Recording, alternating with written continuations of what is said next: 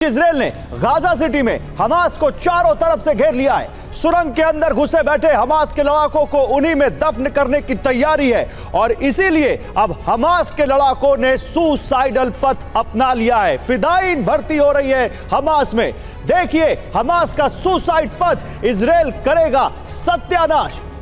सबसे पहले आपको गाजा में इजराइल और हमास की जंग के 31वें दिन बताते हैं कि कहां तक पहुंचा है यह युद्ध। युद्ध का 1 महीना पूरा हो चुका है और ऐसे में सबसे पहले आपको इस जंग में अब तक के नुकसान का अंकगणित दिखाते हैं। देखिए 7 अक्टूबर से अब तक फिलिस्तीन के 9,922 लोगों की मौत हो चुकी है।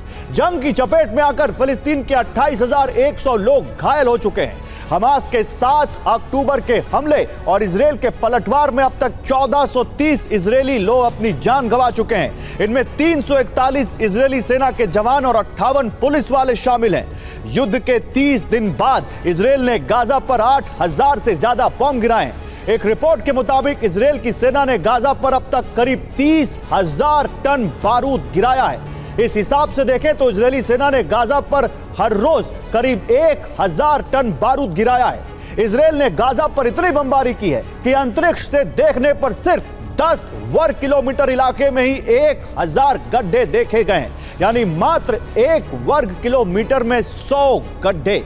इजराइल की सेना ने सिर्फ बीते 24 घंटे में ही हमास के 450 ठिकानों पर हमले की बात कही है। इस तरह से देखें तो इजराइल अब तक हमास के 13,500 ठिकानों पर बमबारी कर चुका है। गाजा की जंग में अब तक 2 लाख से ज्यादा घरों और इमारतों को नुकसान पहुंचा है। लेकिन अंत में अब आपको युद्ध का खर्च भी बता देते हैं।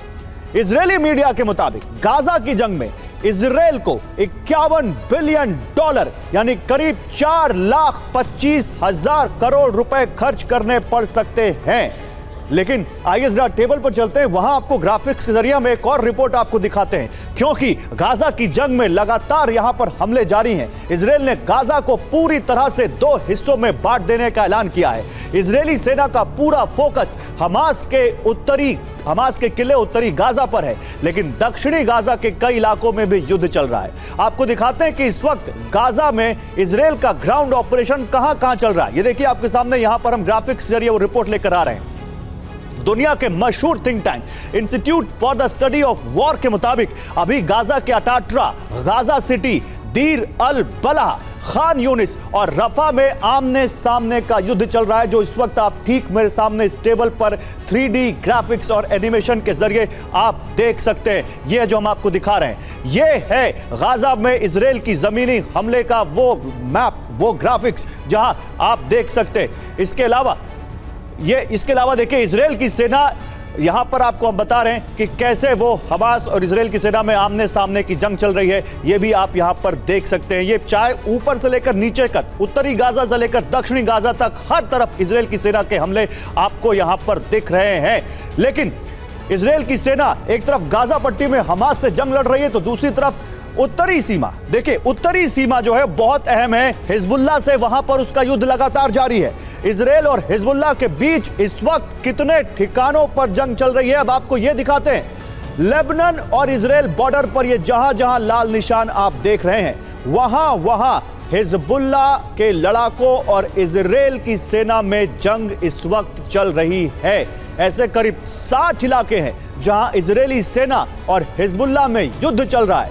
अमेरिकी अखबार न्यूयॉर्क टाइम्स के मुताबिक हिजबुल्लाह की रणनीति इजराइल को उसकी उत्तरी सीमा पर उलझाने की है, ताकि गाजा की जंग में हमास को कम से कम नुकसान हो। यह इस वक्त उसकी रणनीति दिखाई देती है।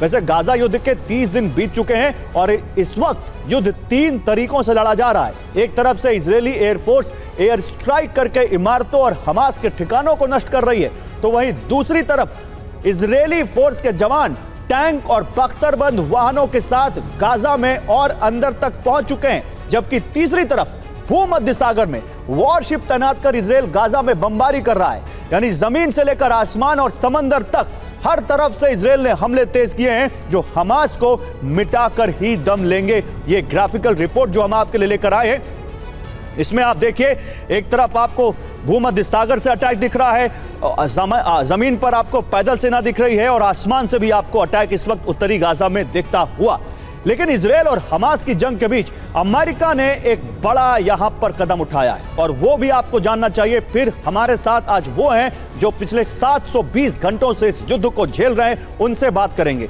ये देखिए, मध्य पूर्व कूटनीति का दूसरा अध्याय मध्य पूर्व में अमेरिका शुरू कर चुका है। अमेरिका के विदेश मंत्री एंटनी ब्लिंकन शुक्रवार को इजराइल में थे, जहां उन्होंने इजरायली नेताओं से फौरी तौर पर युद्ध विराम की सलाह उनको दी, जिसे प्रधानमंत्री बेंजामिन नेतन्याहू ने उसी वक्त ठुकरा दिया।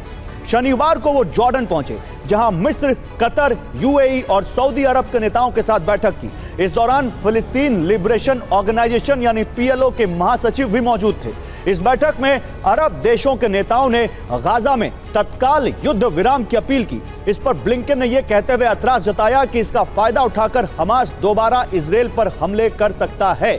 अमेरिकी विदेश मंत्री रविवार को अचानक रामल्लाह पहुंच गए, जहां उन्होंने फिलिस्तीन के राष्ट्रपति महमूद अब्बास से मुलाकात की। इस दौरान उनका बख्तरबंद गाड़ियों का काफिला फिलिस्तीनी पैलेस गार्ड के जवानों की घेराबंदी में गुजरा। रविवार को ही ब्लिंकन इराक पहुंचे, जहां वो बुलेट प्रूफ जैकेट में सबसे पहले अमेरिकी दूतावास गए और फिर इराकी प्रधानमंत्री मोहम्मद शिया अल सुदानी से उन्होंने मुलाकात की। रविवार को ही अमेरिकी विदेश मंत्री तुर्की पहुंच गए, जहां आज उन्होंने मेजबान विदेश मंत्री हकन फिदान से मुलाकात की है।